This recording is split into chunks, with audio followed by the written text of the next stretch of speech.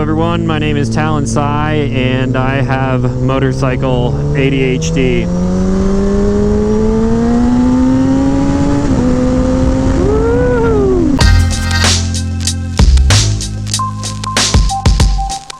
What's going on everyone? Back with another episode of Stuff and Things. We're taking the big bike out today and we are in the foothills of the Rocky Mountains. Going to do some canyon runs on this thing, and this has been sort of neglected because I've been traveling. So if you haven't seen this bike on my channel before, there are some videos of it out there. You can find them at the links up in the cards and whatnot. This is a 2020 Kawasaki Ninja ZX10-R. This is the ABS model with all of the bells and whistles, traction control, launch control, cornering control. It basically like rides the bike for you. Not really, joking there, but I've had this bike since 2020 and you guys haven't seen it much, so let's do a quick walk around. I haven't done a whole lot to this thing because you don't really need to. Up front here I have low profile turn signals, which are actually super visible. I know it doesn't really look visible because they're like blended into the bike so well, but I got those LED turns up front. Got the CRG bar and mirror, which you may have just seen me install on my Grom. I got shorty race levers. I forget who actually makes these, but super nice levers. Those are Wamtec actually, fully adjustable, very nice. I've got the Graves Motorsport frame sliders, which don't even look like frame sliders. They're all angular and sort of match the lines of the bike. Got those on both sides. We've got the Carbon M4 racing exhaust. This thing sounds amazing. Whole bike is dyno tuned. Currently making 190 horsepower to this rear wheel, which is insane. Got a TST Industries tidy kit for the tail and the plate relocation. TST Industries integrated tail and turn. And other than that, it's a Ninja ZX10-R. Now, like I mentioned, I haven't been riding this bike a whole lot because I've been traveling, so this is the first time that I'm really getting it out on some fairly interesting roads. We got a canyon right up here that runs through the mountains. Since I've been back on the bike, one thing that I absolutely love is the quick shifter setup on this thing. Makes riding so much fun, so much easier and enjoyable. This thing is hot right now. Just rode in on the highway, so the tires should be fairly warm, but not like super warm. So we're gonna take it easy on this first pass and just sort of enjoy these roads. Now, going from moto vlogging on the Grom and the Ruckus back to a bike like this, I feel like I have to scream. So I apologize for the audio levels if this is kind of off, but the bike is loud, we're going pretty quick, there's a lot of wind noise, but damn is this thing smooth. It's so much smoother than the Grom, which is obvious because this thing is just a straight up racing machine, but there's like little to no vibration when you're comparing it to a tiny little bike like the Grom. I should probably take it a little bit easy on these roads because it's a very popular bicycle road, as you can see here. Got some bikes sharing the road. Meet coming through, excuse me. We have been rain free in Colorado here for pretty much the last like week or so, so I'm hoping we're not going to run into any gravel or anything like that. But again, we're just taking it easy.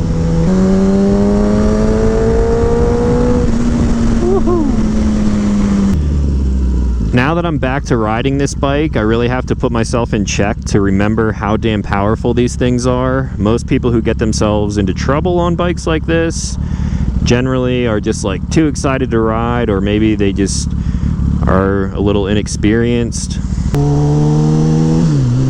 And bikes like this are not very forgiving. You really have to put yourself in check and realize that on public roads like this, where there's a lot of unexpected stuff out there, you can't ride this thing even close to its full potential. Even on a track, most people aren't able to ride a bike like this to its full potential. I mentioned this in some of my previous videos when I was like reviewing this bike and showing some of the things that I've done to it, but I will absolutely never ride this thing to its full potential, and I almost feel bad about it now. We literally just rolled over 1,600 miles. That goes to show how little I've been riding this bike.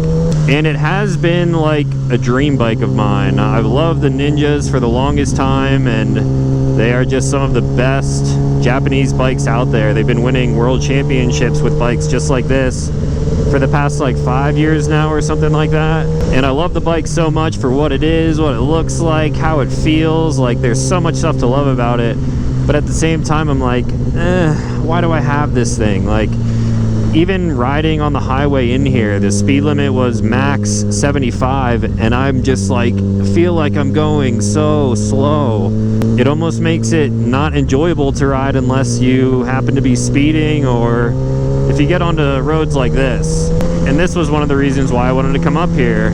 It's really hard to enjoy a bike like this if you don't live around good roads. Like, if you're living in a city or even the suburbs, you really gotta get out of highways and residential roads and stuff and get onto some canyon roads like this until you can actually enjoy it. Now, it's a lot easier to enjoy too when there are not cars on the road and pedestrians, but whatever. Oh man, the speed limit on this road is 35 miles per hour. Now, this is where we're getting into the fun stuff, but again, with a car in front of you, can't get too aggressive in the turns. Man, this section right here already reminds me of why I love this bike so much. They're just sport bikes in general. You gonna pull off and let me pass? That would be awfully cool of you, Mr. Lexus. So the rear tire and even the front tire on this bike are fairly new. I think I mentioned in a video before that I did get a nail in the rear tire of this thing when it was like brand new. And just because it's a high-powered bike, I was like, I'm not gonna ride around on a plugged tire.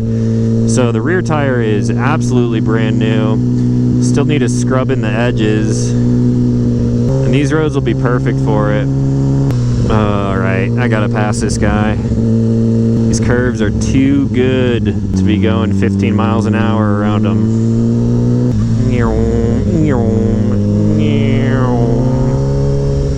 I, of course, have rekindled my love for motorcycles recently after getting the Ruckus and the Grom, which are debatably motorcycles. I mean, the Grom certainly is, but there is a dealership that I've been frequenting, and whenever I go in there, I'm like, damn, look at that thing. Oh, look at that thing. There's so many new bikes out there. The dealer has a lot of, not truly exotic stuff, but a lot of really cool bikes, a lot of different manufacturers. It's not just like Yamaha and Honda and Suzuki and Kawasaki. They got a lot of nice stuff in there, and that sort of got me thinking. I'm like, this Ninja is basically my dream bike, but at the same time can't ride it to its full potential just because of the nature of the beast and public roads. I could take it to some track days, but that's super expensive and time consuming. Ain't nobody got time for that. I definitely enjoyed the days when I used to take my STI, which has been sold a long time ago, so no, don't ask about it. When I used to take that car to a bunch of autocross events, taking a car like that, here we go. Now, I don't know these roads here too well, so we're gonna take it a little easy. But yeah, I was saying, taking a car to autocross events is much less hurtful on the wallet than taking a bike to a track day. Typically, track days are, well, a lot more expensive than an autocross event, and you got to replace your tires a lot more frequently when you are ripping around corners and all of that good stuff. I don't even know if there's a decent track like in my area that I would want to take this thing to. Woo, don't know what this curve is like. Man, I gotta learn these roads around here.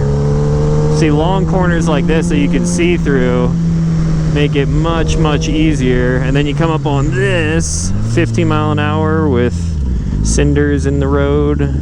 Gotta slow it down a little bit. I keep reaching for my clutch lever and I don't even need to use it. Keep forgetting about that. I should actually turn on the quick shifter to downshift too. Like screaming into a turn like this, if you got a downshift, you just click it. Hello, Mr. Trike Guy. Hidden driveway. Noted, noted. Man, even though we're just like cruising through these turns, oh man, it's just so much fun. So yeah, back to the whole motorcycle thing. I was kind of thinking like, I mean, don't get me wrong, I know I'm super impatient with motorcycles and I have motorcycle ADD, but I'm like, damn, it would be super fun to be riding like a 636 up here right now, just because it's a little more nimble than the ZX10, obviously. You don't have that crazy amount of power, so the thing just pulls. I'm not even up into like the power band and it just still wants to rip you off the seat. So something like a 636 would be flickable in these turns, still plenty of power, and not like kill you power. It would be a little bit more manageable. And then you look at things like some really nice supermotos like KTM offerings, Husqvarna offerings, like the Husky 701. A buddy of mine actually rides one of those, and whenever I see those things, I'm like, damn, that would be so fun on a canyon road like this, because you can open it up so much more than a leader bike like this, but at the same time, it's not as nimble as like a 450 supermoto. So would I like it? Yeah, because it's going to be way more nimble than this, but it still feels kind of like a bigger bike. I just don't know. I'm kind of indecisive on motorcycles. I always am. There's no perfect motorcycle to do anything, really, unless you're like on an adventure bike and want to drive across the entire country and backpack and stuff like that. I'd say that's pretty suited for that kind of riding. But when it comes to public roads, twisty canyons like this, it's like, what would be the perfect bike for this? Ducati Hypermotard 950. Phew, things look so good. I've always kind of wanted one of those, but it was always out of my price range until I grew up and got a normal job and now have a very nice bike.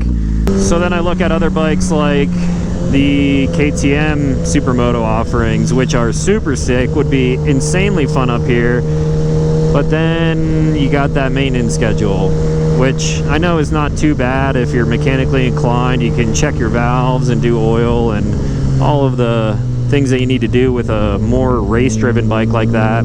But like I said before, ain't nobody got time for that. I like getting out and riding whenever I feel like it. As much as I love wrenching on cars and bikes and stuff to modify them the way that I see fit, I'd much rather be modifying my vehicles and making them fit my personality more than I would be just wrenching on them, because you put 1,000 hours on your KTM and now you got to check valves and timing and all that good stuff. So I don't know.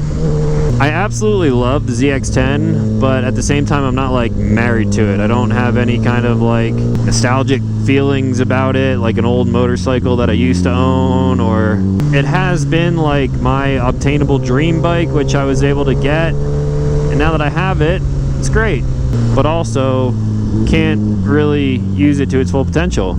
If you want to talk like super dream bike, then you could look at something like the H2s. That would be super rad too, but I know for a fact that that would just amplify my thoughts on this bike over to something like that, and I'd be like, oh my god, I can go in a straight line and go 250 miles an hour, but can't do that on a public road.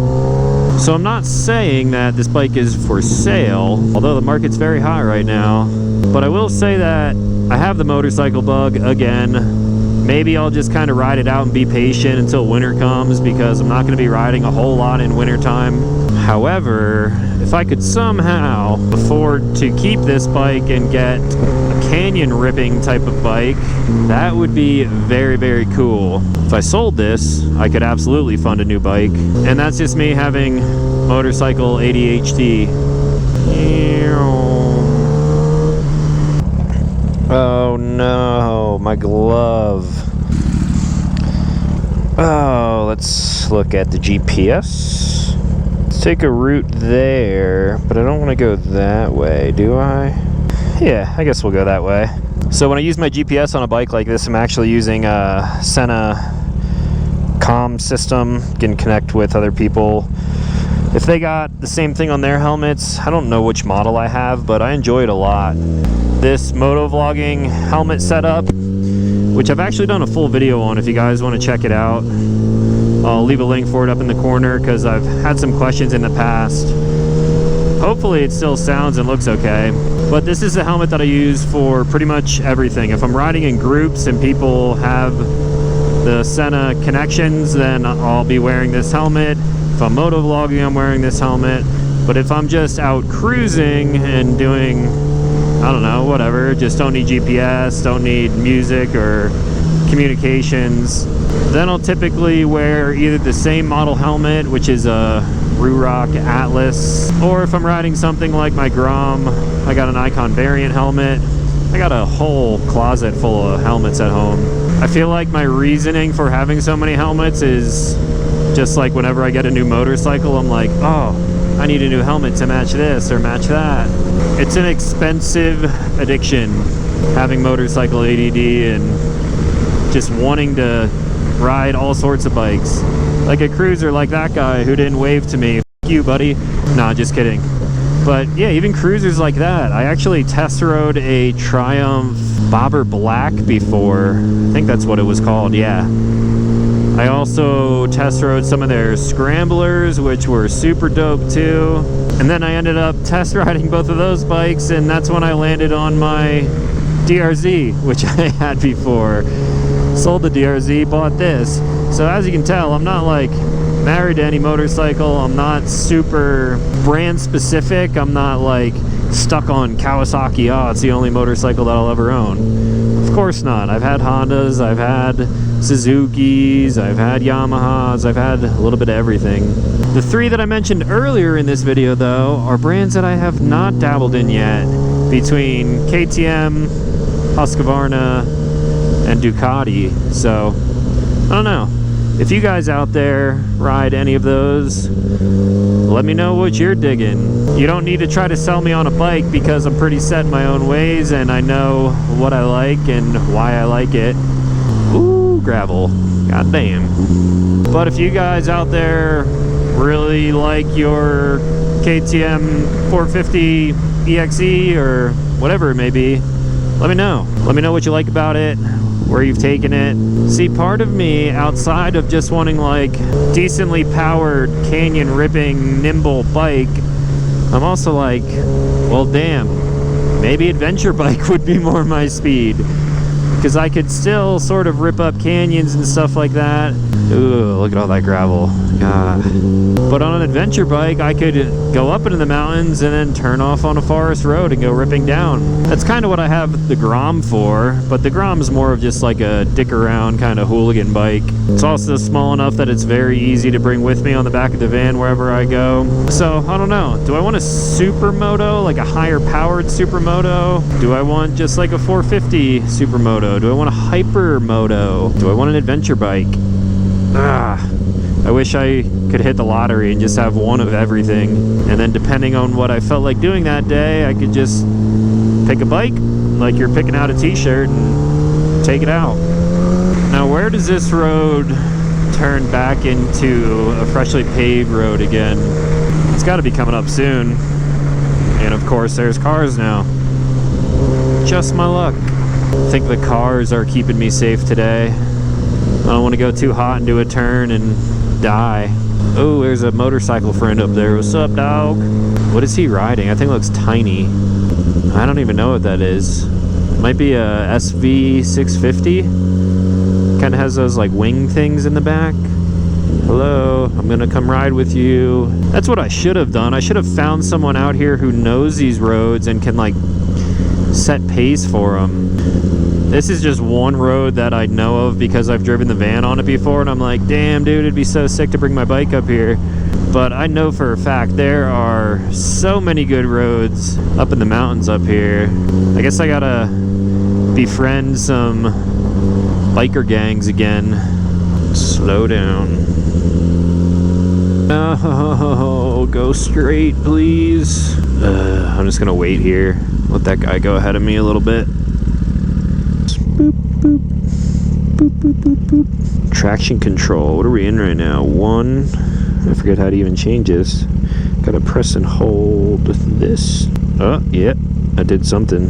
Power mode. We're in full power mode. Let's put it in low power mode. I haven't really ridden like that before. Electronic braking control. No thank you. I don't know what that is. Oh wait, that's quick shift. Up, down. Let's turn that on. Alright, now I can quick shift down. Oh, look at that. I think that's launch control. We're gonna skip over that one because that sounds terrifying. Clock is completely wrong. Alright, I think we're good. Alright, we got 5 levels of traction control. I wonder if any of those count as like wheelie control. Let's see how the bike feels now in low power mode. Oh my gosh.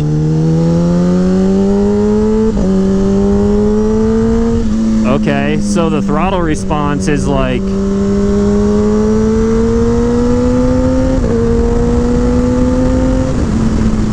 Damn, I mean it's still fast. But it really took the sharpness off of that throttle response, which I actually kind of like, I'm not gonna lie. Maybe I should try it out in medium mode, because now the throttle's not so touchy. Yeah, I dig it. Oh, here, let's try downshifting, quick shifting. Oh, yeah, look at that. Let's try it again. Oh, I'm like a little kid, I guess. Man, I don't know why I've been riding around in full power mode the whole time. No wonder this bike feels like it's trying to kill you every time you get on it. This would make wheeling much easier. Not that I do that. Definitely don't do that. I'm gonna stop somewhere up here, actually. Preferably not in the gravel, but it looks like that's our only choice right now. I don't know if you guys can even see my dash right now, but whatever. Alright, low. Alright, we're giving medium a shot now. Oh, gotta get out of this. There we go.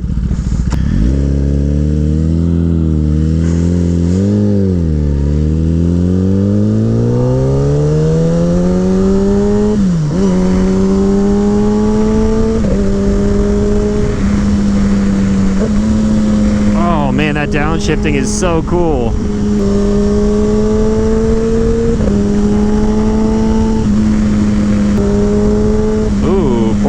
What's up, dog? Alright, so the medium mid-level power mode, this feels more like my old CBR 1000RR Fireblade. The throttle response isn't insane like full power mode, so it definitely feels a little more controllable, especially when you're powering through corners. Oh yeah. This feels way more natural to me now. Still a little touchy, just because I haven't been riding this thing in a while though.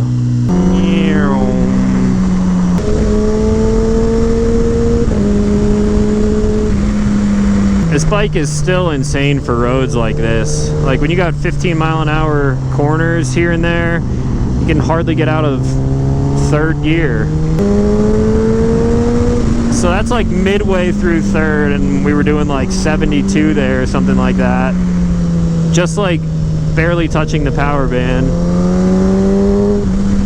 These bikes like to scream like almost wide open, so it really starts to wake up at around 8,000 RPMs.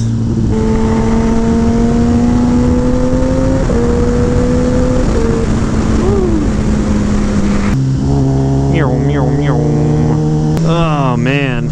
Okay, well, now that I've been playing with the settings on this bike, definitely changes my mind a little bit about it. Still not quite as nimble and flicky as a 636 would be, or of course a Supermoto, but I feel like this thing is going to kill me less now that I've been messing with the modes, the traction control. I don't really feel anything with the traction control because that's mainly for like slick wet roads and gravel. Not really going to help you. I mean, if you hit a patch of gravel, when you're leaned over into a turn, pretty much toast. But yeah, digging the settings on this thing a lot more now. That being said though, I am still curious to hear what bikes you guys are riding out there. If you have any of those brands that I mentioned that I have not owned myself.